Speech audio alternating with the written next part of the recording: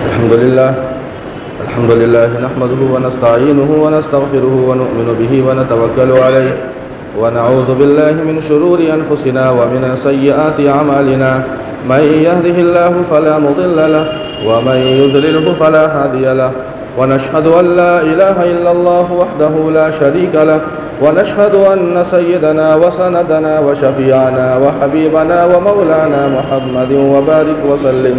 أما بعد، قال الله تبارك وتعالى في كلامه المجيد والفرقان الحميد: أعوذ بالله من الشيطان الرجيم، بسم الله الرحمن الرحيم.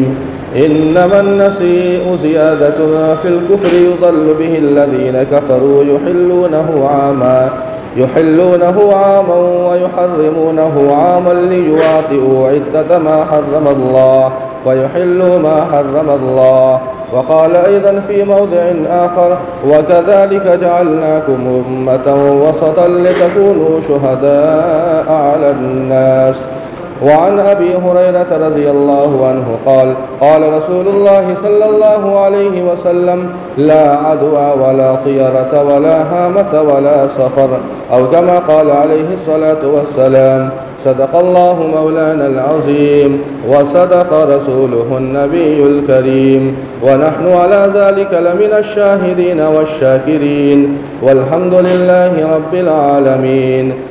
محترم حاضرین جمعہ، عزیزان گرامی، نوجوانان اسلام اور دور و دراز سے تشریف لائے ہوئے ہمارے دینی ایمانی بھائیوں، بزرگوں اور دوستوں، یہ مہینہ سفر المظفر کا مہینہ چل رہا ہے، اور آج کے جمعے میں انشاءاللہ اسی مہینے کے تعلق سے جو توہمات اور جو بدگمانیاں ہمارے اور آپ کے بیچ پھیلی ہے، اسی تعلق سے کچھ باتیں آپ کے سامنے آئے گی.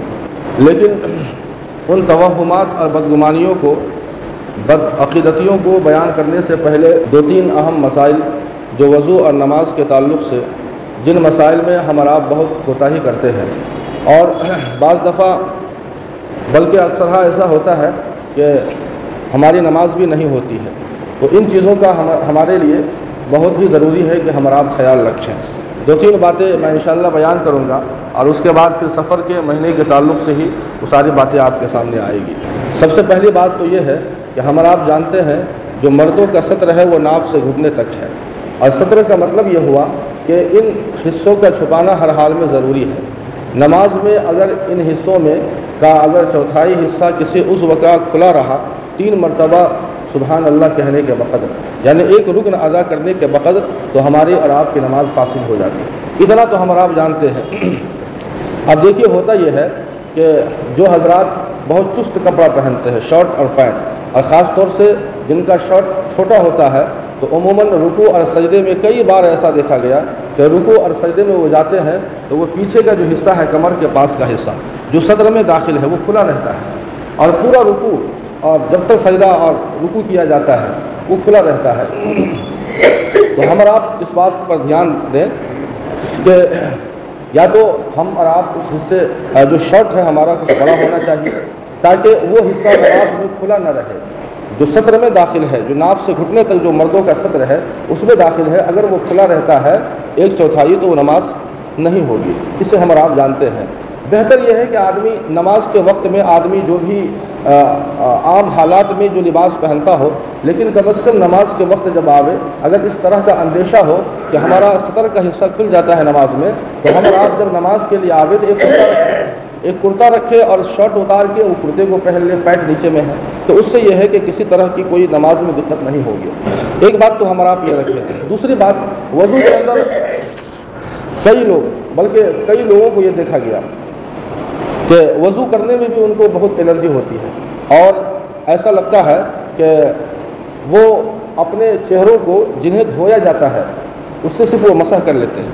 یعنی یہ سمجھے کہ وضو میں جو 4 حصوں کو، 4 اعضاء کو کا دھونا یا مسح کرنا ضروری ہے، ہم آپ بھی جانتے ہیں. چہرہ، ہاتھ، پیر، اس کا دھونا ہے، اور سر کا یہ مسح ہے.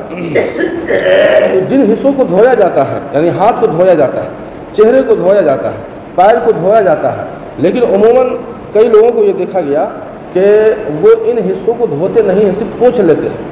یعنی پانی ہاتھ میں لیا اور بالکل ہاتھ سکھا کے اس طرح سے پوچھ لیا جاتا ہے. یہ پوچھنا نہیں ہے. چہروں کو یا ہاتھ کو یا پیر کو وضو میں پوچھا نہیں جاتا ہے، پوچھنا صرف سر کو ہے، جس کو ہم مسح کہتے ہیں۔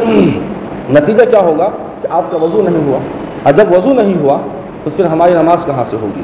اس لیے فقہا نے لکھا ہے کہ چہرے کو، یعنی جو اعضائے مغسولہ ہے جنہیں دھویا جاتا ہے، 3 حصے ہیں، چہرہ، ہاتھ اور پیر، یہی 3 حصہ ہے جس کو دھویا جاتا ہے۔ تو اعضائے مغسولہ کو جنہیں دھویا جاتا ہے، پانی کی اتنی مقدار ہو کم از کم کہ 3 قطرہ کم سے کم پانی ٹپکے، 3 قطرہ کم از کم پانی ہمارے چہرے پر ٹپک جائے نیچے، تب وہ غسل میں ہوا، یعنی وہ دھونا ہوا۔ اگر اتنا بھی نہیں ٹپک رہا ہے تو پھر یہ دھونے میں شامل نہیں ہوگا، اور جب دھونے میں شامل نہیں ہوگا تو پھر ہمارا وضو نہیں ہوا، اور جب وضو نہیں ہوا تو نماز کہاں سے؟ تو اس لیے ہم اور آپ وضو کے اندر اس بات کا ضرور خیال رکھیں۔ ایک اور مسئلہ سن لیجئے، پھر انشاءاللہ سفر کے تعلق سے کچھ باتیں آئیں گی۔ نمازی کے آگے سے گزرنا، یہ اس سے پہلے بھی آپ کے سامنے کئی بار بیان بھی کیا گیا ہے مسئلے کو، لیکن ہم اور آپ اس مسئلے کو اور اس بات کو اہمیت نہیں دیتے ہیں، اور یہ نہیں سمجھتے ہیں کہ آخر نمازی کے آگے سے گزرنے کا کیا گناہ ہے۔ اللہ کے نبی علیہ الصلوۃ والسلام کی حدیث ہے کہ اگر گزرنے والے کو یہ پتہ چل جائے کہ اس میں گناہ کیا ہے، گزرنے میں، نمازی کے آگے سے پھلانے اور گزرنے میں کیا گناہ ہے، اگر اسے معلوم ہو جائے تو وہ 40 سال تک وہیں بیٹھا رہے، یعنی نمازی کے آگے وہ بیٹھا رہے گا، وہ کہیں جائے گا نہیں، اسی جگہ۔ اب تھوڑا سا ایک بات کو اور یاد رکھیں، گزرنا اور ہٹنا، اس کو ہم اور آپ سمجھیں۔ ایک ہوتا ہے گزرنا اور ایک ہوتا ہے ہٹنا۔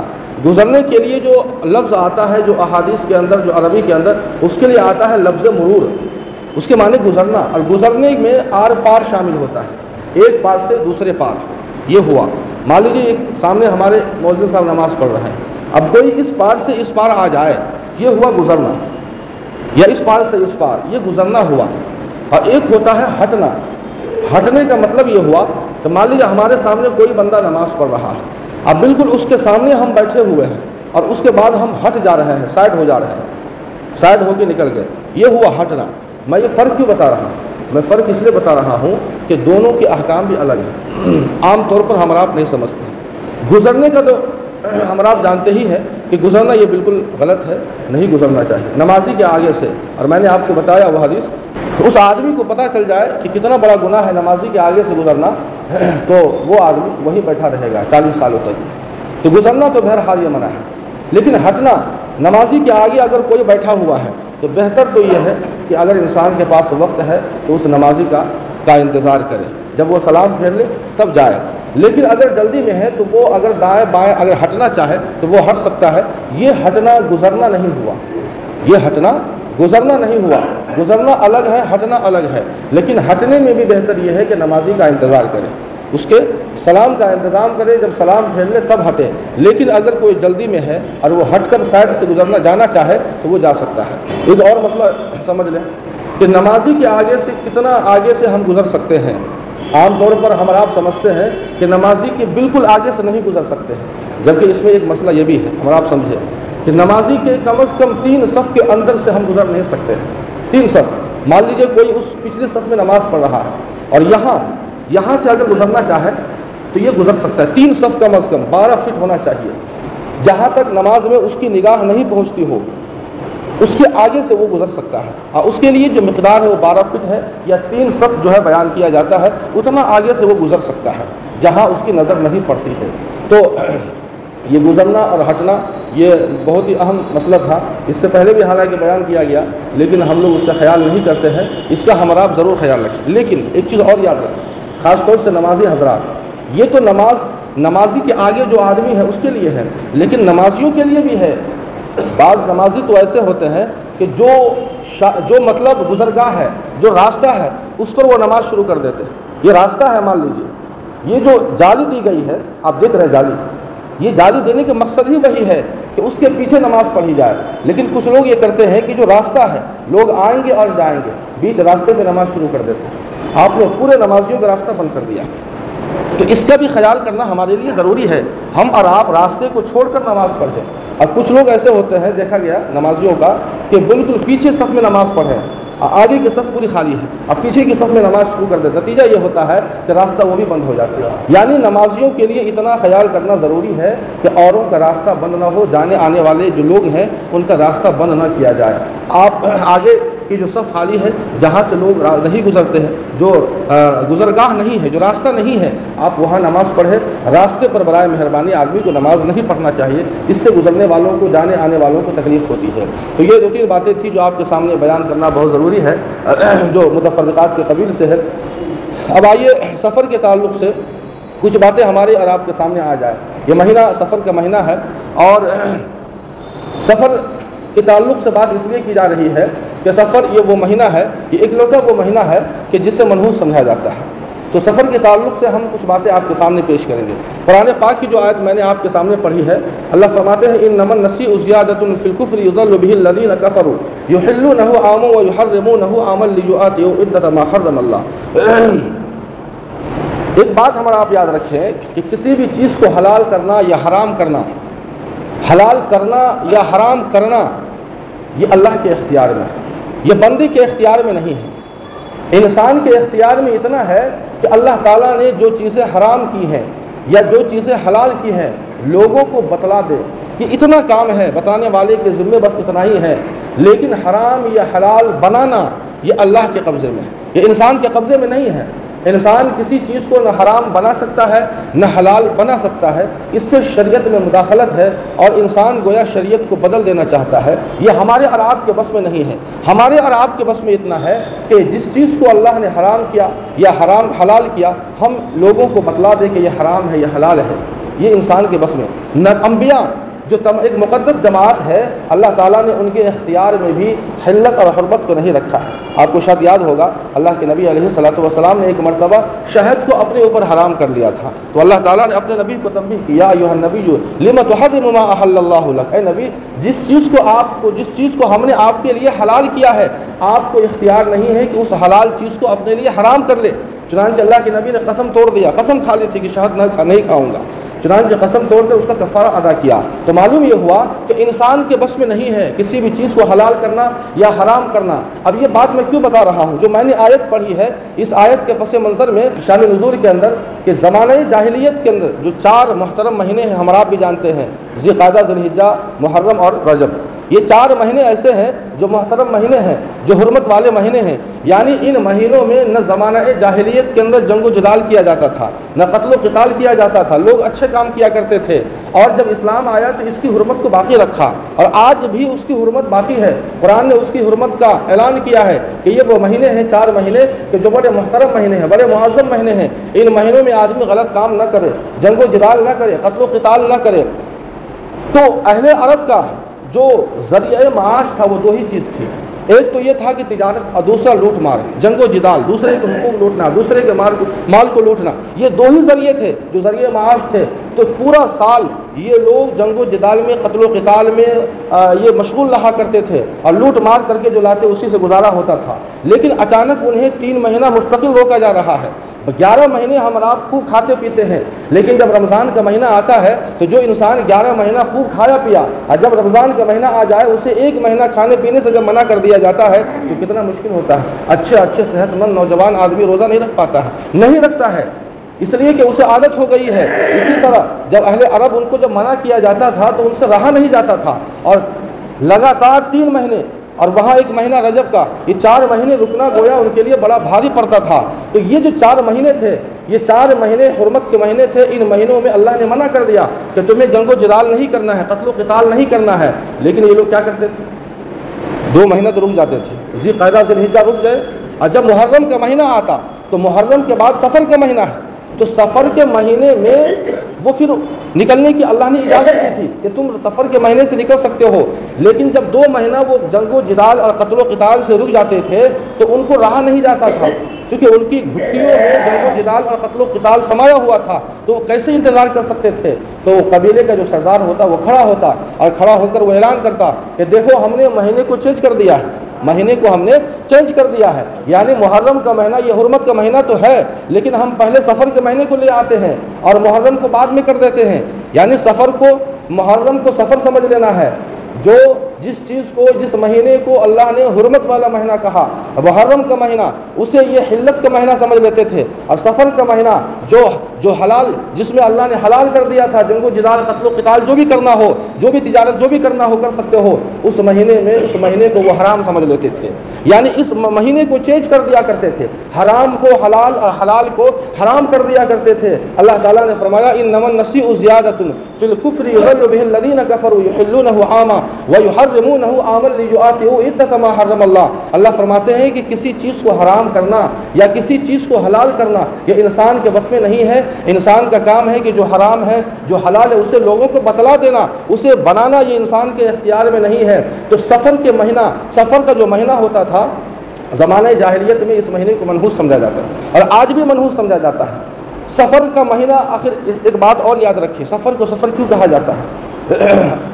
علامہ ابن کثیر نے تفسیر ابن کثیر میں لکھا ہے, اس کی وجہ تسمیہ لکھی ہے کہ سفر کا مہینہ, اس کی وجہ تسمیہ یہ لکھی ہے کہ چونکہ یہ مہینوں میں جو حرمت والے مہینے تھے یہ اپنے گھروں میں بند رہتے تھے, قتل و قتال نہیں کرتے تھے, جنگ و جدال نہیں کیا کرتے تھے. لیکن جو ہی سفر کا مہینہ آتا تو سفر کے مہینے میں وہ گھروں سے نکل جایا کرتے تھے, گھروں سے وہ نکل جایا کرتے تھے, وہ اپنے کاموں میں چلے جایا کرتے تھے, تجارت ہو, جنگ و جدال ہو, لوٹ مارو, جو بھی کام ہوتا وہ اس میں جو ہے مشغول ہو جایا کرتے تھے. تو اس کی وجہ سے گھر خالی ہو جایا کرتا تھا. اسی لیے اس کو صفر ہمارا آپ جانتے ہیں, زیرو کو بھی صفر بولتے ہیں, اس لیے کہ وہ بھی خالی ہوتا ہے, اسی لیے اس مہینے کو سفر کہا جاتا ہے. لیکن چونکہ اس مہینے کو منحوس سمجھا جاتا تھا, زمانہ جاہلیت میں بھی اس مہینے میں اچھا کام کرنے کو غلط سمجھا جاتا تھا, شادی بیاہ کرنا غلط سمجھا جاتا تھا اور اچھے کام کرنا غلط سمجھا جاتا تھا. اسی لیے اس مہینے کے ساتھ میں لفظ مظفر جوڑا گیا, سفر المظفر کہا جاتا ہے یا سفر الخیر کہا جاتا ہے. یعنی یہ مہینہ منحوس مہینہ نہیں ہے, یہ تو مظفر مہینہ ہے, یہ کامیابی والا مہینہ ہے, یہ مہینہ شر والا مہینہ نہیں ہے, یہ مہینہ سفر الخیر ہے, یہ خیر کا مہینہ ہے. میں نے آپ کے سامنے جو حدیث پڑھی, اللہ کے نبی فرماتے ہیں 4 چیزوں کے بارے میں بیان فرمایا, اس میں سفر کے تعلق سے بیان فرمایا ہے, لا ادوا ولا طیرۃ ولا حامۃ ولا سفر. اللہ کے نبی علیہ الصلوۃ والسلام نے ان 4 چیزوں کی نفی فرمائی ہے. چونکہ اہل عرب میں ہوتا یہ تھا زمانہ جاہلیت میں کہ وہ جو اونٹ رکھا کرتے تھے, اور جب کسی اونٹ کو خارش ہو جاتی, بیماری ہو جاتی, اسے الگ کر دیا جاتا. یعنی ان کا عقیدہ یہ تھا کہ اسی اونٹ کی وجہ سے سارے اونٹوں کو یہ بیماری لگے گی, یہ سارے اونٹوں کو یہ بیماری لگے گی. یعنی وہ بیماریوں کو مؤثر بالذات سمجھا کرتے تھے, سمجھا کرتے تھے کہ بیماری اس اونٹ کی وجہ سے ہوئی ہے, اس کی وجہ سے انسان کا عقیدہ خراب ہوتا ہے. ہم اور آپ جانتے ہیں کہ ہمارا اور آپ کا عقیدہ ہے کہ یہ ساری چیزیں اللہ تعالیٰ کی طرف سے ہے. انسان اگر بیمار ہوتا ہے, انسان اگر صحت مند ہوتا ہے تو وہ اللہ کی قدرت سے ہوتا ہے, یہ کسی چیز کے ذریعے سے نہیں ہوتا ہے. البتہ انسان سبب کے درجے میں احتیاطی تدابیر ضرور اختیار کر سکتا ہے. تو اللہ کے نبی نے کہا کہ لا ادوا, اس میں کوئی تعدی کی چیز نہیں ہے. ایسا نہیں ہے کہ اگر ایک اونٹ کو یہ بیماری لگی تو اس اونٹ کی وجہ سے دوسرے اونٹ کو بھی یہ بیماری لگے گی, ایسا نہیں ہے. اگر یہی معاملہ ہے تو اللہ کے نبی نے کہا کہ فمن عادل اول, کہ پہلا جو اونٹ تھا اس کو بیماری کہاں سے آئی تھی, معلوم یہ ہوا کہ ان ساری چیزوں میں اللہ کی قدرت کار فرما ہے. اللہ ہی کی ذات ہے جو بیماریوں اور صحت کے پیچھے اللہ کی ذات, اللہ کی قدرت کار فرما ہوتی ہے. تو اللہ کے نبی علیہ الصلوۃ والسلام نے فرمایا کہ لا ادوا ولا طیرۃ. زمانہ جاہلیت میں کیا ہوتا تھا کہ ایک آدمی جب سفر پہ جا رہا ہے, تو وہ سفر پر جانے سے پہلے ایک پرندے کو لاتے, اور پرندے کو لانے کے بعد اسے اڑاتے, اور اڑانے کے بعد اگر وہ پرندہ دایاں طرف اڑ جاتا تو انہیں اس بات کا وہ یہ گمان کرتے تھے کہ ہمارا سفر اچھا گزرے گا. یعنی دائیں طرف پرندہ اڑے تو اچھا سفر, اور اگر وہی پرندہ بائیں طرف اڑ گیا تو پھر یہ سمجھتے تھے کہ یہ ہمارا سفر بہت خراب ہوگا. پھر وہ جو ہے پرندوں کو جو ہے پکڑتے تھے اور پھر اڑاتے تھے. جیسے ٹاس کو آپ نے دیکھا ہوگا, اگر دونوں طرف کا حصہ اگر ہو گیا تو ہم اور آپ سمجھتے ہیں کہ اس کی جیت, اس کی ہار, اس کی باری, لیکن اگر کھڑا ہو گیا تو پھر سے اس کو اڑاتے ہیں. ٹاس میں آپ نے دیکھا ہوگا بالکل یہی حال. اگر دائیں طرف اڑ گیا تو سمجھتے تھے کہ سفر اچھا ہوگا, اور بائیں طرف اڑا تو سمجھتے تھے کہ ہمارا سفر خراب ہوگا, رک جایا کرتے تھے, سفر نہیں کرتے. پھر سے جو ہے پھر سے اس پرندے کو پکڑتے اور اسے اڑاتے. اگر سیدھا اگر اڑ جاتا تب بھی دوبارہ اڑاتے تھے, سیدھا اگر اڑ جاتا تب بھی دوبارہ اڑاتے تھے. یعنی پرندوں سے, جانوروں سے اس طرح سے بدفالی لینا، اللہ کے نبی نے فرمایا ولا طیرۃ ولا حامۃ، اور حامہ کی بھی کوئی گنجائش نہیں ہے۔ یعنی زمانہ جاہلیت میں یہ لوگوں کا عقیدہ تھا، یہ لوگ مانتے تھے کہ اگر کوئی آدمی مقتول ہو جائے، یعنی کسی کو قتل کر دیا جائے، تو جب تک مقتول کے ورثہ قاتل سے بدلہ نہ لے لے تب تک اس مقتول کی روح اپنے وارثوں کے پاس آتی ہے اور وہ کہتی ہے کہ مجھے خون پلاؤ، مجھے خون پلاؤ، مجھے خون پلاؤ۔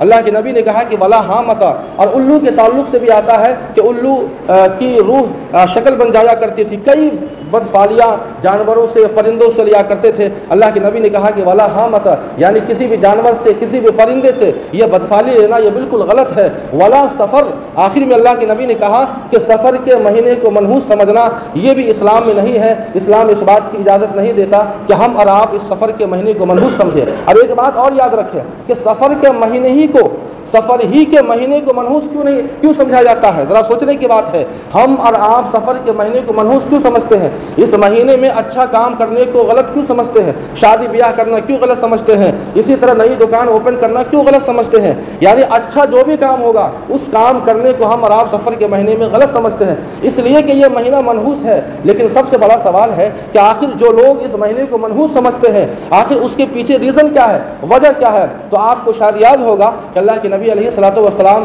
جب انتقال فرماتے ہیں تو وہ ربیع الاول کے مہینے میں، اور سفر کے بعد ربیع الاول کا مہینہ آتا ہے، سفر کے بعد ربیع الاول کا مہینہ آتا ہے۔ اس مہینے میں اللہ کے نبی علیہ الصلوۃ والسلام کی طبیعت خراب ہوگی۔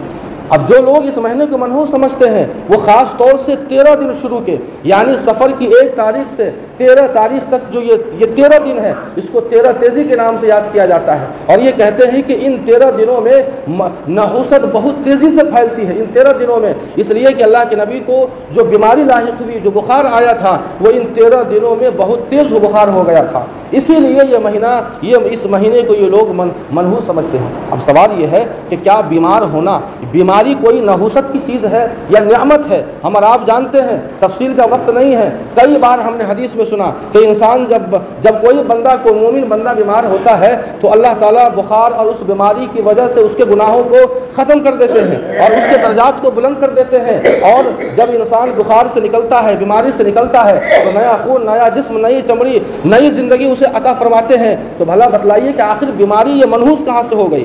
اس بیماری کی وجہ سے نحوست کہاں سے آ رہی ہے؟ اس بیماری کی وجہ سے تو انسان کے گناہ چھڑتے ہیں، درجات بلند ہوتے ہیں، یہ حدیث کے اندر آتا ہے، لیکن اللہ کے نبی علیہ الصلوۃ والسلام اس مہینے میں بیمار ہوئے، اسی لیے اس مہینے کو منحوس سمجھا جاتا ہے۔ لیکن بیماری یہ نحوست کی چیز نہیں ہے، یہ بیماری یہ اللہ کی نعمت ہے، اس سے انسان کے گناہ چھڑتے ہیں، درجات بلند ہوتے ہیں۔ اب ایک بات اور یاد رکھیں، اس مہینے کا ایک اور سنیے، ایک اور جو بدگمانی ہے، اس مہینے کا یعنی سفر کے مہینے کا جو آخری بدھ آتا ہے اسے سیر بدھ کا نام دیا جاتا ہے۔ سیر بدھ کا کیا مطلب؟ یعنی ان کا ماننا ہے ایسے لوگوں کا کہ جو آخری بدھ آیا تھا، سفر کے مہینے کا جو آخری بدھ آیا تھا، اس بدھ کو اللہ کے نبی علیہ الصلوۃ والسلام صحت یاب ہو گئے تھے، تندرست ہو گئے تھے، اور اللہ کے نبی علیہ الصلوۃ والسلام نے غسل صحت فرمایا تھا، اور غسل صحت فرمانے کے بعد ہریالی پہ کچھ قدم چلے تھے، اسی لیے اس بدھ کو یعنی اس مہینے کے آخری بدھ کو سیر بدھ کہا جاتا ہے، اور اس بدھ کو عید کی طرح مناتے ہیں۔ اور وہی نہیں بلکہ اللہ کے نبی علیہ الصلوۃ والسلام نے جس طرح کچھ قدم ہریالی پر اللہ کے نبی چلے تھے، اسی طرح ان کا ماننا ہے جو لوگ اس مہینے کو منحوس سمجھتے ہیں وہ بھی سیر کرنے کو جاتے ہیں، یعنی اس مہینے کے آخری بدھ کو وہ بھی سیر کرنے کو جاتے ہیں، اور وہ بھی کسی پارک میں، کسی ہریالی میں گھومنے کے لیے چلے جاتے ہیں۔ ایک بہانہ ہے گھومنے کا، کھانے پینے کا ایک بہانہ ہوتا ہے لوگوں کا، لیکن یہ تو ان لوگوں کا ماننا ہے۔ اب آئیے اصل بات کیا ہے، اصل صحیح بات کیا ہے؟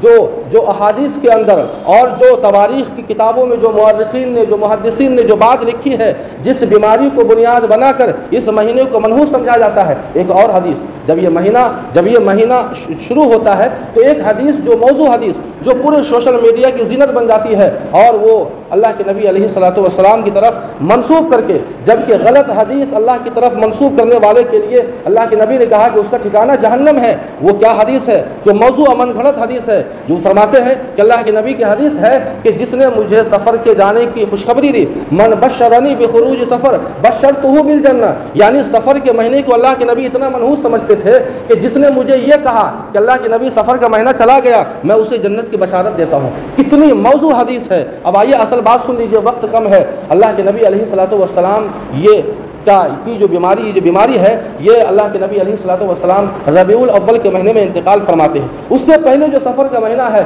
سفر کے مہینے کے تعلق سے آتا ہے کہ 28 سفر کو جو بدھ کا دن پڑا تھا، بدھ کا دن تھا، اس دن اللہ کے نبی علیہ الصلوۃ والسلام کو بیماری ہو گئی تھی۔ یعنی جس دن بیماری کا آغاز ہوتا ہے اس دن یہ لوگ اللہ کے نبی کو صحت مند کر رہے ہیں۔ اب سوچنے کی بات ہے، جس دن اللہ کے نبی کو بیماری ہوئی، بخار آیا، بات صحیح ہے، لیکن جس دن یہ کہتے ہیں کہ اللہ کے نبی علیہ الصلوۃ والسلام آخری بدھ کو جو 28 سفر کی تاریخ تھی اس دن صحت یاب ہو گئے تھے، جبکہ آپ کو حقیقت یہ معلوم ہوگی کہ اس بدھ کو، اس 28 تاریخ کو، سفر کے مہینے کی 28 تاریخ بدھ کا دن ہے، اللہ کے نبی کو بخار آیا اور یہ بیماری اتنی بڑھتی چلی گئی کہ اللہ کے نبی ربیع الاول کے مہینے میں انتقال فرما گئے۔ بس اتنی سی حقیقت ہے، لیکن اس کی وجہ سے اس مہینے کو منحوس سمجھ لیا گیا۔ اس مہینے کو اتنا منحوس سمجھا جاتا ہے کہ لوگ اچھا کام نہیں کرتے، شادی بیاہ تک نہیں کرتے ہیں، اچھا کام تک نہیں کرتے ہیں۔ تو یہ سفر کا مہینہ ہے، ہم اور آپ جس امت سے تعلق رکھتے ہیں یہ امت وسط ہے۔ اللہ تعالیٰ نے جو میں نے قرآن کی آیت پڑھی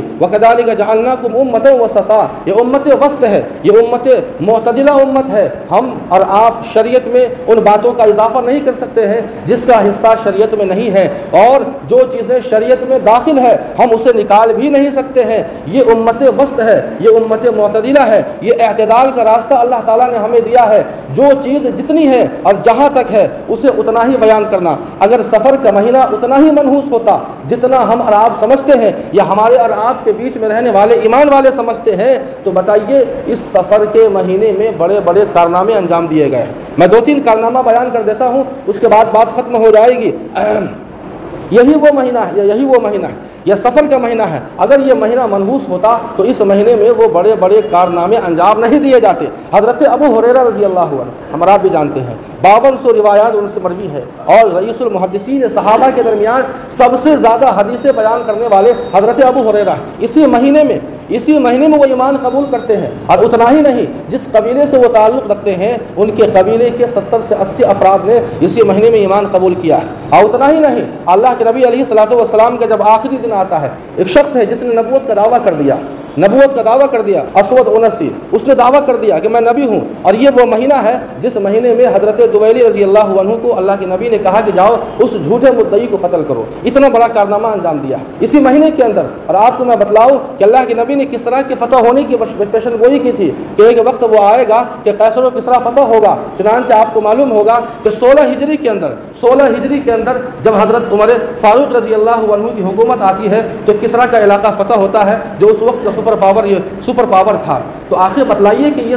سفر ہی کے مہینے میں یہ کسریٰ فتح ہوا ہے، تو اگر یہ مہینہ منحوس ہوتا تو اتنے بڑے بڑے کارنامے انجام نہیں دیے جاتے۔ حضرت عمر بن عبدالعزیز رحمۃ اللہ علیہ اتنے بڑے عادل بادشاہ گزرے ہیں، بنو امیہ کے جو 2 سال خلیفہ رہے ہیں۔ حضرت عمر بن عبدالعزیز رحمۃ اللہ علیہ کا بڑا سنہرا یہ باب ہے، اور ان کی خلافت کا جو زمانہ ہے آج بھی انہیں یاد کیا جاتا ہے، بلکہ ان کی خلافت کو لوگ خلافت راشدہ تسلیم کرتے ہیں۔ ان کی خلافت ان کے زمانے کو خلافت راشدہ تسلیم کیا جاتا ہے۔ اتنا عدل، اتنا انصاف تھا۔ آپ کو شاید اس بات کو جان کر حیرت ہوگی کہ حضرت عمر بن عبدالعزیز رحمۃ اللہ علیہ نے اپنی حکومت کا آغاز سفر ہی کے مہینے سے کیا تھا، تو آخر یہ مہینہ منحوس کیسے ہو سکتا ہے؟ کہنے کا مقصد صرف اتنا ہے کہ کوئی بھی مہینہ منحوس نہیں ہے، اللہ کے نزدیک سارے مہینے برابر ہے۔ انسان کے اعمال کی وجہ سے، بدعمالیوں کی وجہ سے یہ نحوستیں اترتی ہے، بے برکتیاں اترتی ہے۔ ہم اور آپ ایسی بدعمالیوں کو کر رہے ہیں جس کی وجہ سے ہمارے گھروں میں یا ہمارے درمیان وہ نحوست یا بے برکتی اترتی ہے، ورنہ اللہ تعالیٰ نے کسی بھی چیز کے اندر نحوست نہیں رکھی ہے، بے برکتی نہیں رکھی ہے۔ برکت اور بے برکتی کا ہونا، نحوست کا آنا انسان کے اعمال پر موقوف ہے۔ ہمارے اعمال اچھے ہوں گے تو برکتوں کا نزول ہوگا، ہمارے اعمال اگر غلط ہوں گے تو پھر نحوستوں کا نزول ہوگا۔ یہ اللہ تعالیٰ کا اصول ہے۔ جو بھی باتیں کہی گئی ہے امید ہے کہ وہ باتیں ہمیں اور آپ کو سمجھ میں آئی ہوں گی۔ اللہ پاک ہم سبوں کو ان باتوں پر عمل کرنے کی توفیق عطا فرمائے۔ وآخر دعوانا ان الحمد للہ رب العالمین۔